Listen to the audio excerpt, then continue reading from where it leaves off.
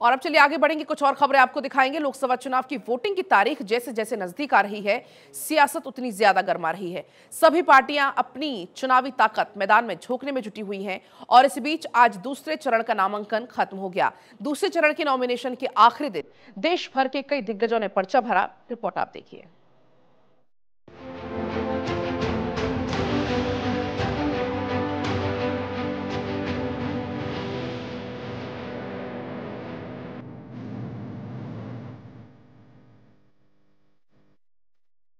लोकसभा चुनाव का रण सज चुका है। सभी दिग्गज शक्ति प्रदर्शन कर रहे हैं और नामांकन कर रहे हैं।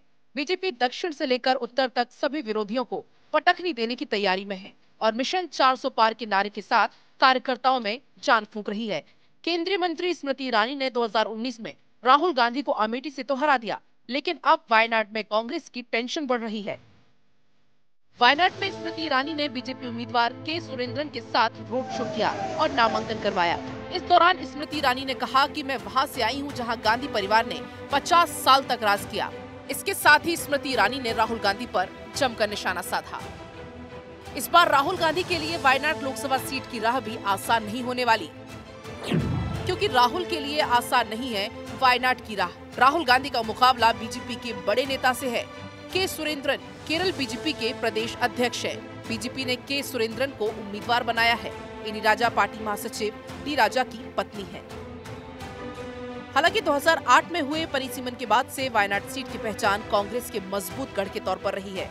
वहीं बिहार की पूर्णिया सीट पर भी इस बार मुकाबला काफी रोचक हो गया है, क्योंकि महागठबंधन के तहत पूर्णिया सीट आरजेडी के खाते में चली गई, लेकिन पप्पू यादव मानने के लिए तैयार नहीं हुए। अब पप्पू यादव ने पूर्णिया से निर्दलीय प्रत्याशी के तौर पर पर्चा दाखिल कर दिया है।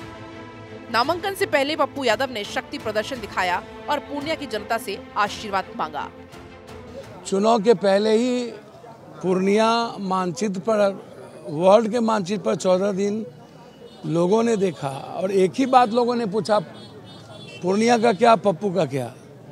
तो दिल भी जीते, आशीर्वाद भी मिली और पूर्णिया के हर माँ और बहनों का आशीर्वाद भगवान की तरह जो मुझे मिला, मुझे अब कुछ नहीं चाहिए। पप्पू यादव पहले ही पूर्णिया में अपनी सियासी पिच तैयार कर चुके हैं। कांग्रेस ने भी पूर्णिया को अपनी डिमांड पर रखा था, लेकिन आरजेडी ने कांग्रेस की डिमांड को नजरअंदाज किया। आरजेडी ने बीमा भारती को दिया है टिकट। पप्पू यादव के नामांकन के बाद दिलचस्प मुकाबला। पप्पू यादव का जेडीयू उम्मीदवार संतोष कुशवाहा से मुकाबला। बीमा भारती से भी पप्पू यादव का मुकाबला। हालांकि लालू परिवार इस बात को जानता है कि पप्पू यादव के मैदान में उतरने से बीमा भारती कमजोर पड़ रही हैं। वहीं यूपी के मथुरा से बीजेपी उम्मीदवार हेमा मालिनी ने भी अपना पर्चा भर दिया है। हेमा मालिनी की नामांकन सभा में यूपी के सीएम योगी आदित्यनाथ मौजूद रहे।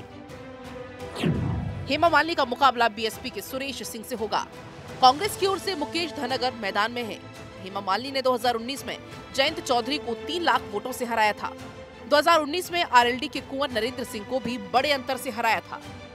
दूसरे फेज के चुनाव के लिए नॉमिनेशन के अंतिम दिन न केवल मथुरा बल्कि देश के अलग अलग क्षेत्रों से बीजेपी उम्मीदवारों ने पर्चा भरा।